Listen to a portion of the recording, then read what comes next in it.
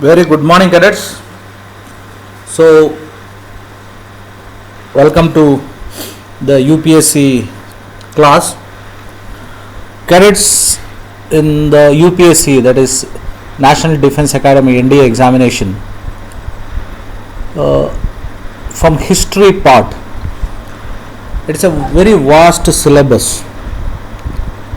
You have to study maybe briefly about Indian history, world history, and in Indian history you have to study about early, that is ancient Indian history, medieval Indian history, and modern Indian history. Mainly in the modern Indian history you have to concentrate on Indian War of Independence, that is revolt of 1857 onwards, the events after that, various acts like Rowlatt Act, Minto-Morley Act, Gandhi-Irving Pact, Pune Pacts between Ambedkar and Mahatma Gandhi, and various acts like Wood's Dispatch. So you should be thorough with various aspects related to the Indian history, maybe ancient, medieval, or modern.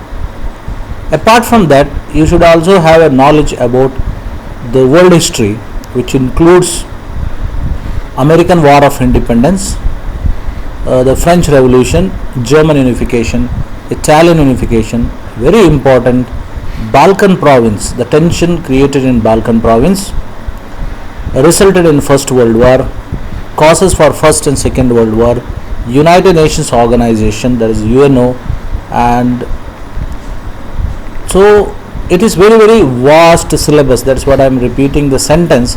It is very vast syllabus. So before proceeding with the UPSC history or current affairs or general awareness sessions, make a brief note of important points which you feel when you are through with the subject. So today let me post a video related to Mughal Empire. The Mughal dynasty considered as the Indian dynasty in the later period, because when after the revolt of 1857, the Indian soldiers requested Bahadur Shah Zafar, and they declared Bahadur Shah Zafar as Emperor of India. That is what the sentiment of Indians towards Mughal Empire in the later days. But if you trace the origin of Mughal dynasty, it is definitely not an Indian origin. Mughal Empire, the family tree. Babur established Mughal kingdom after the first battle of Panipat, 1526 to 1530. That is the time period of Babur. After Babur, it's Humayun, 1530 to 1556.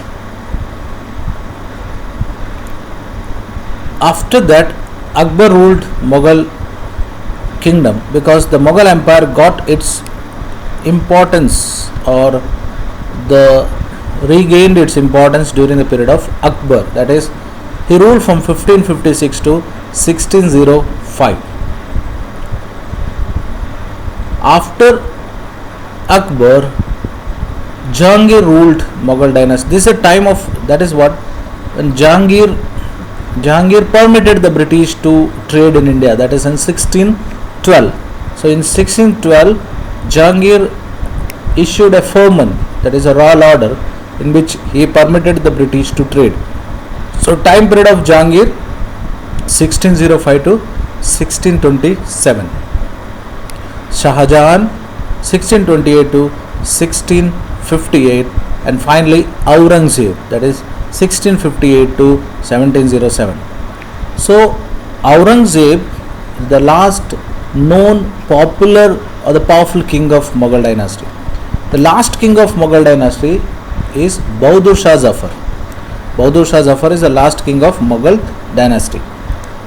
So, when we trace the origin of Mughal dynasty at its zenith commanded resources unprecedented in Indian history and covered almost entire subcontinent. The Mughal Empire was fairly efficient and centralized organization with a vast complex of personnel, money, and information dedicated to the service of the emperor and his nobility. This is a map military campaigns under Akbar and Aurangzeb. Now closely observe the map.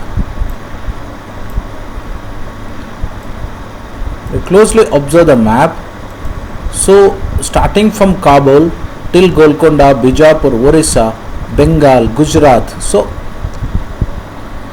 a very huge or a vast province. This is the campaigning during the time of Akbar and Aurangzeb. Aurangzeb attacked Bijapur, of course, in 1685, because Aurangzeb captured Bijapur. Those days, Bahmani, Adil Shahis, offshoots of Adil Shahi kingdom, that is called, offshoot of Bahmani kingdom, they are called as Adil Shahis of Bijapur. So, it's a very, very vast kingdom. Mughal Empire united a large part of Indian subcontinent after Delhi Sultanates. Only Mauryan and Gupta Empire had been the previous great Indian empire. So, in the medieval Indian history, Mauryan Empire and Gupta Empire, of course, starting from ancient Indian history, Mauryan, Gupta, and medieval Indian history, it is a Mughal dynasty got such a great tag of the great Indian empires, the tag of great Indian empires. Very known picture. Okay. Now let us understand who were Mughals.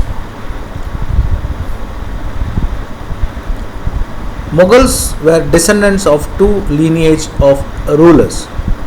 From mother side, they were descendant of Genghis Khan, the Mongol ruler who ruled over parts of China and Central Asia. So, descendants, the origin of Mughals. From mother side, Genghis Khan is remembered as the Mongol ruler who ruled over parts of China and Central Asia. And from father's side, they were the successor of Timur, the ruler of Iran and Iraq and modern day Turkey, Timur Lenk. So from father's side, Mughals descendancy is attached to Timur, and from mother side it is attached to Genghis Khan. Now let us check which lineage they are proud of. Mughals were proud of their Timur ancestry because he captured Delhi in 1398. So Mughals, they were not willing to continue to call as a successors of Genghis Khan. Why they don't want to call them as a successors of Genghis Khan? Because Genghis Khan was associated with massacre and looting of Indian wealth. Whereas Timur Lenk, he attacked and captured Delhi in 1398. So Mughals very proudly want to project that they are the successors of Timur, not the Genghis Khan. That is what they associated, because the memory associated with Genghis Khan is not so good.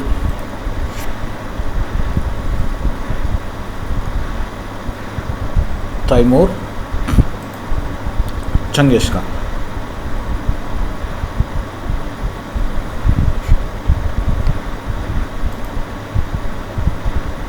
So miniature painting of Timur. So you can see this is an imaginary, of course, a miniature painting of Mughal ancestry.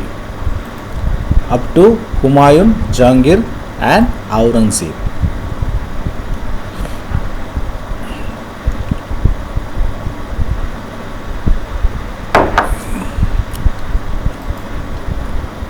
Now let us move to the Mughal military campaigns. Babur, the first Mughal emperor, 1526 to 1530, succeeded the Farghana in 1494. He was forced to leave his ancestral throne due to the invasion of another Mongol group called Uzbekistans. He captured Kabul in 1504 and he defeated Ibrahim Lodi in the Battle of Panipat in 1526 and captured Delhi and Agra. So the very legendary movement of Mughal kingdom started with the first battle of Panipat. The first battle, let us remember, first, second and third battle of Panipat, 1526, 1556, 1761. The third battle of Panipat related to Marathas, Amar Shah Abdali and Marathas. So first and second battle is associated with the Mughal dynasty. So that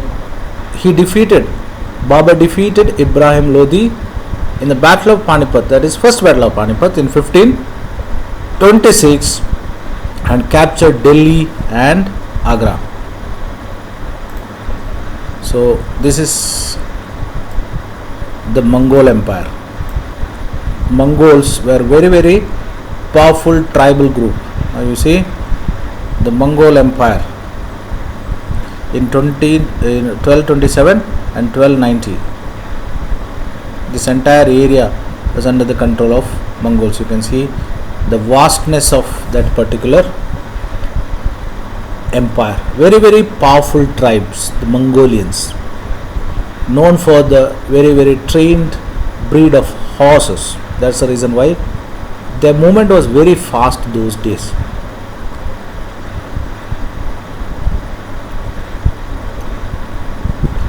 So present day, if you compare the present day world map, then imagine it's a huge province.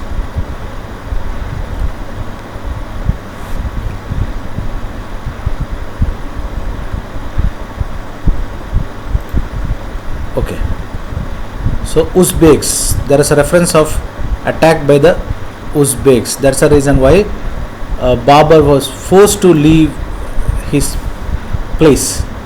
So attacked by Uzbek tribals. That's the reason why Babur was forced to leave. Babur, the first battle of Panipat, Babur fought versus Ibrahim Lodi.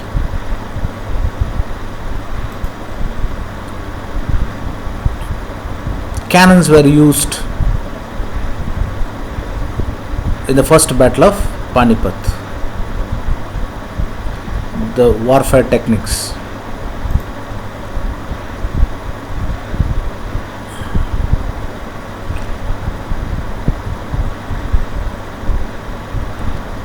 Okay, now let us briefly check the time period of the important kings of Mughal: Babur, Humayun, Akbar, Jahangir, Shah Jahan, Aurangzeb. Babur, 1526, defeated Ibrahim Lodi with his Afghan supporters at the Panipat. 1527, defeated Rana Sanga, Rajput ruler and allies at Kaurna. 1528, defeated Rajputs at Chanderi, established control over Agra and Delhi before his death.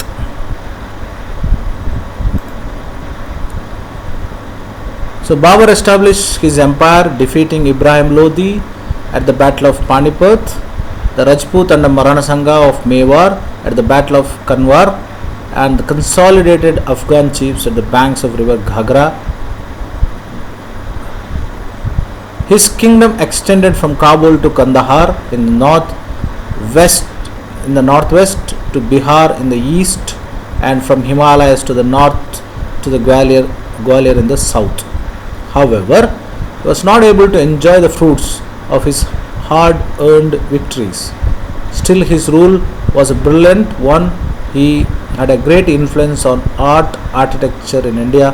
However, after only 4 years of his rule, he died, and his son Humayun became emperor. So Babur could rule only just for 4 years. That is what? Then Humayun divided his inheritance according to will of his father. His brothers were given a province. Mirza Kamran weakened the Humayun's cause against Afghan competitors. Sher Shah defeated Humayun at Chausa in 1539 and Kannauj in 1540, forcing him to flee to Iran. That is what success and glory what received by Babur could not continue by Humayun because of strong opposition by Sher Shah Suri, excellent administrator. In Iran, Humayun received the help from Safid Shah. He captured Delhi in 1555 but died in next year after an accident in the building. He fell from staircase and died. So Humayun also could not rule for a longer period because of various reasons.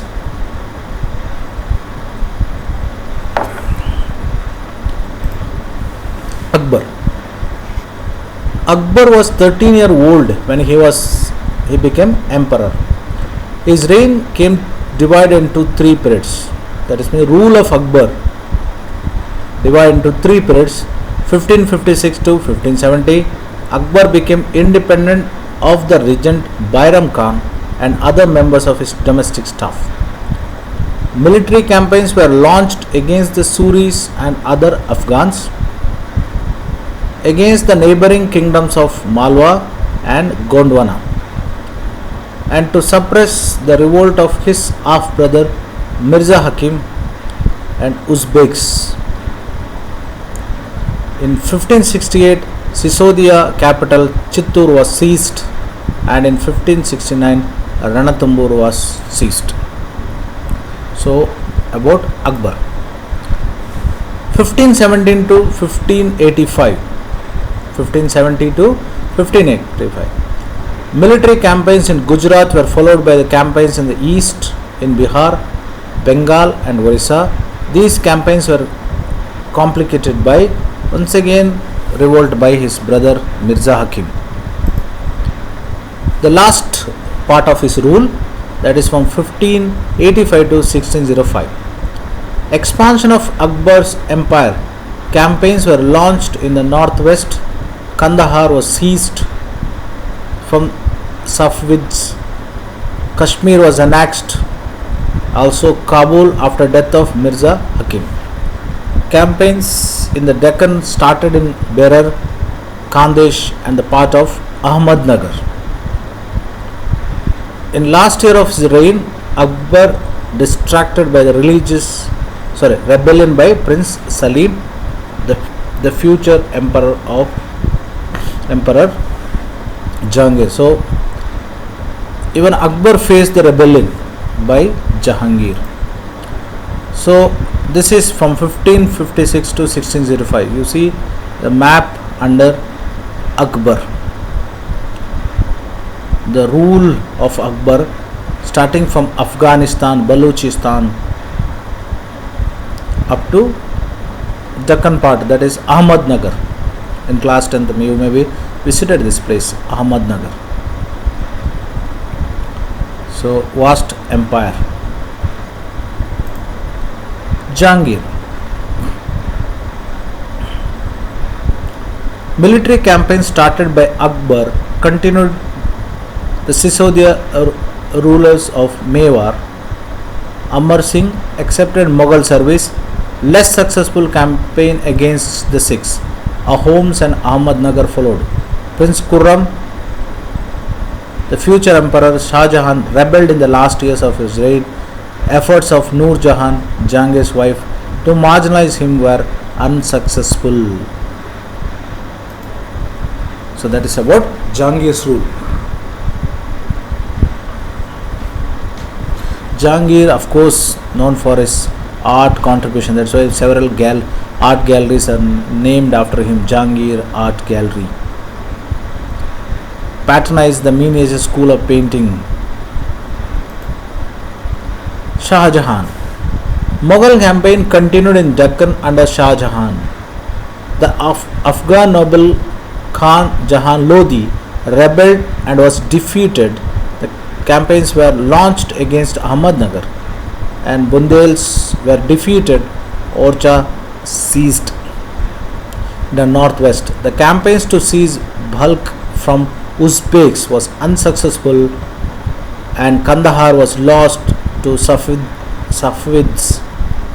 In 1632, Ahmednagar was finally annexed and Bijapur forced sued to peace. In 1657 to 1658, there was a conflict over succession among Shah Jahan's son. Aurangzeb was victorious with his three brothers. Darasako was killed. Shah Jahan imprisoned for the rest of his life. That is what the sad part of Shah Jahan. He spent his last days of his life in a prison, in jail.